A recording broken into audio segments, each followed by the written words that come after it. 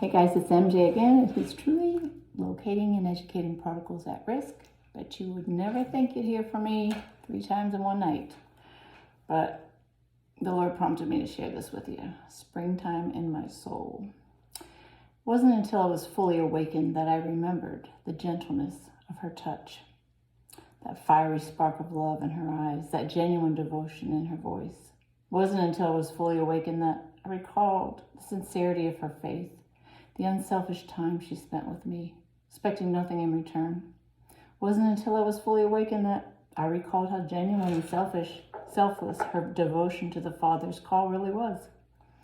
When the trauma and scars from my life's war were illuminated and healed, it all came back to me with greater clarity, every word Grandma had spoken.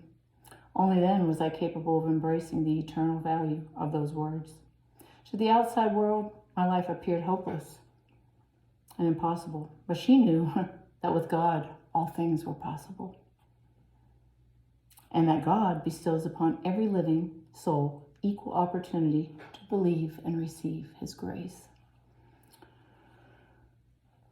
Yes, from the looks of it, no one would have guessed that her words had fallen upon good soil, but God made certain that they did. Jesus knew that it would take a long time for that dormant seed to sprout forth, and for that very reason equipped her heart with a supernatural mercy and timeless patience that even she must have questioned.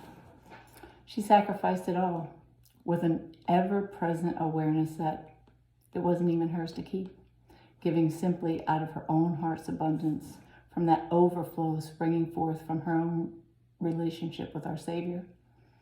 So many of the others in the crowd quickly turned away, erroneously concluding that my life was doomed to failure, but she knew differently.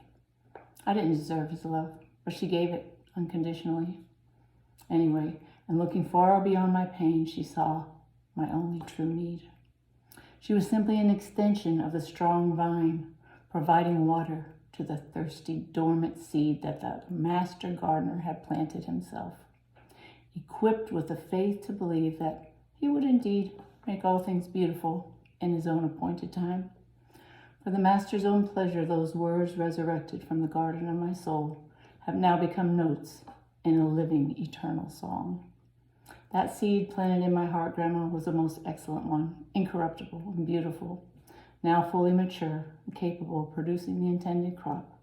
From the depths of a child's once broken soul, each word will now arise and bring glory to the Savior's name.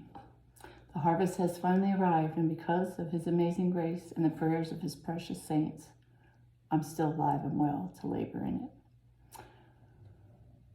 But when the grain ripens immediately, He puts in the sickle because the harvest has come. The garden of my soul. I heard the Lord walking softly in the garden of my soul. "What are you doing out there?" I cried. "This garden will never be made whole." Frightened by the Lord's footsteps approaching steadily closer, I shouted, "I never wanted a garden in the first place, and this one couldn't get any closer." It was then I heard Him laughing as He bent down to pull up some more weeds. My, this lovely garden is overrun indeed. "Come on into the house, Lord. Let's sit down at the table and talk. My garden is a disaster, a place even your angels fear to walk." He chuckled again so sweetly, still pulling up the mess. "This garden will be lovely, child. Relax. Let me finish the rest. The soil is very perfect for the garden I had in mind.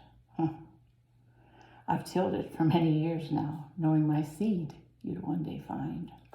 You could never see my seed planted so deep within your soul, but I've nourished it with diligence, with a beautiful garden as my ultimate goal. You only saw the insects, the dirt, and those ugly weeds, but look out your window in the springtime, dear one, and you'll behold my glorious garden indeed."